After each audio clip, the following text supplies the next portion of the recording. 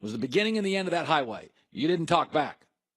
Then you went to college, and you stayed for your college coach for 3 or 4 years, and he ran the show. And then you went to the NBA, and you were only making, $800,000 a year. A lot of times, coaches not making that much. They told you what you do. Okay, it was a different culture. The culture now is you don't have a high school basketball coach you listen to. You have an AAU coach. He's kissing your butt. Then you go to college, John Calipari, Mike Krzyzewski, just praying you stay for a second year. They kiss your butt.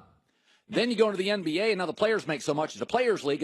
If the player doesn't like the head coach of the NBA, coach is gone. Players now are softer because of the culture of basketball over the last 20 years. This is what's interesting. James Harden, Kevin Durant, Klay Thompson, Hall of Fame players, all awful last night. We regularly see the greatest players in the world lose utter confidence on a shot, lose utter confidence in their games. Kobe didn't. Kobe never stopped shooting, could go for 40. He keeps shooting. MJ didn't. Isaiah Thomas didn't. A lot of our players now, Doug, the great ones, they're soft. You can get into their head. Kevin Durant literally has to recalibrate.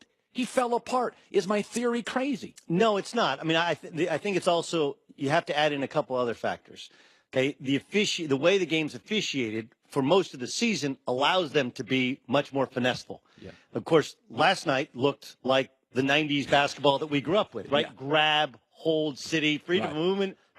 Let's just the toughest man wins. Yeah. And so they have a tough time adjusting to that mentally. Okay. I also think that players, honestly, are more worldly and more intelligent. These guys are really, really bright. Kevin Durant and LeBron James are super, super bright outside of the world of basketball. And it's one of the costs of intelligence is you think about things too much. Yeah, you overthink. You think that Joe Crispin beat me out to make the Lakers one year. And he used to have an expression, played at Penn State, played for the Lakers and the Suns, and played forever overseas, a college coach now in Jersey. And he said, you think, you stink. And it's true. If you think, you stink. And I think that's what you're getting at, is these guys have, for their entire lives, everyone bows down and we make it easy for them. Whereas, I don't think we all want a 90s coach or 80s coach with, remember those bike coaching shorts? Yeah, and they're yelling and screaming. And then, like a butterfly collar like my dad used to, and a whistle. But it toughens you up. Freshmen used to sit, right? They used to be, rookies used to never play in the playoffs. Right. You used to have to earn things. And now, hey, if things are tough, let's go get a dream team together and let's just go beat people. And you see, and I do think it affects even star players where they lose confidence because they face a crisis they haven't coming up through AAU, high school basketball in the 70s and college coaching. Now, shift to this. Here's what made me happy last night. I love Chris Paul. It's not flashy, not vertical, not dynamic, not a 3-star. And I understand in basketball, Westbrook's way more fun to watch. I get it. And I get John Wall is way faster and way more fun to watch. But, man, Chris Paul was great last night. Chris Paul was great last night. Made me very happy because everybody's always banging on Chris Paul. I loved it. Did you? I did, too. I think there's interesting false narratives. And this is where I get to the Kevin Durant choked last night, but that doesn't necessarily make him a choker. Right. Chris Paul had a historic implosion against the Oklahoma City Thunder one year when he was with the Clippers. Yeah.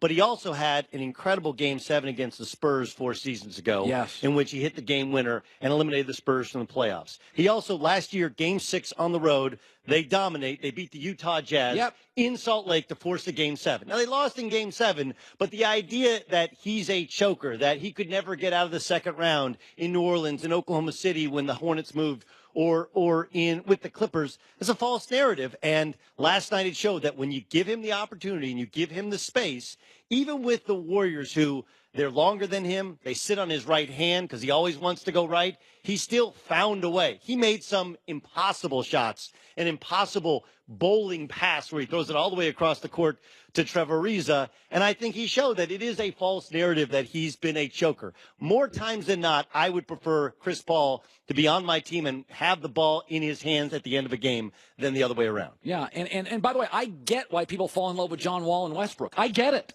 I mean, they're vertical, they're fast, they finish, they're bang, bang, bang fireworks show. Or even Steph Curry. Yes, it's more fun. Steph Curry's more fun to watch than Chris Paul's at running back, and you look up, he's got 132 yards, never had a carry over 12. And you're just like, man, that guy ran for 100.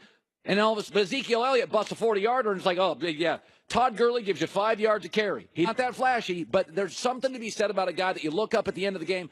With Chris Paul on the floor and without Chris Paul on the floor, the numbers last night with James Harden, they basically, Houston said, we're taking the ball out of Harden's hands, we're putting it in Chris Paul's hands in the second half, and it was a different game. Now, I want to shift to this. Okay.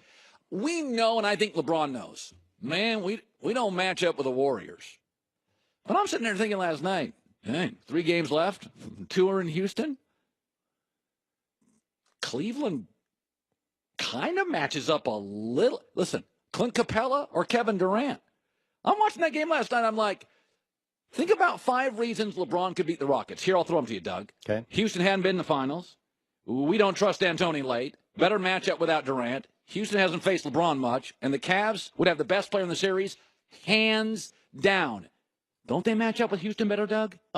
Yes, parts of them match up better with Houston because, much like we've seen in this series, you're going to have to take Capella off the floor with Kevin Love playing the 5, which opens up the lane, as opposed to when the Warriors play small, they still have Kevin Durant, who can still defend the rim, even though they're playing small ball.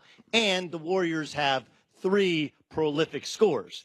The difference is, I think the Warriors, the Rockets have too much overall offense for them, and I do think that Ariza has a quality matchup. They don't have the depth of P.J. Tucker and Ariza, and outside of that, good luck guarding LeBron. But I still think there's too many weapons there, and Chris Paul will dominate the backcourt of the Cleveland Cavaliers. But George Hill is long and physical. He's a terrible defender. He's getting lit up by, look, they're playing in a JV league. They're playing in the Eastern Conference, which isn't as good. They're playing against the Celtics, who don't have their 2 best players. They're playing against a couple of rookies, 20-year-old kids, and Terry Rozier has been exposed as being a really good backup. Right? Marcus Smart can't make a shot and doesn't know he can't make a shot. Like, I love the Celtics, and maybe they win this series. Okay? But the idea that beating the Celtics twice at home is somewhere in line with beating the Rockets or beating the Warriors, like, this is a massive step up in weight class. We all know it, and it's made even more obvious when you sit down, take a breath, and go, Eastern Conference not as good. They avoided a couple of matchups which could have been problematic, like the Sixers or like the Wizards. And they're playing against the Celtics, who don't have their 2 best players. Outside of that, it's exactly like playing in the Western Conference. Finally, Tom Brady, OTAs, skipping them. First time in his career. What do you make of it? I don't think it in football, it doesn't matter football-wise. This is not going to affect the Patriots because they still are the best team in the AFC East. But if you want to tell me this is not a big deal, I'll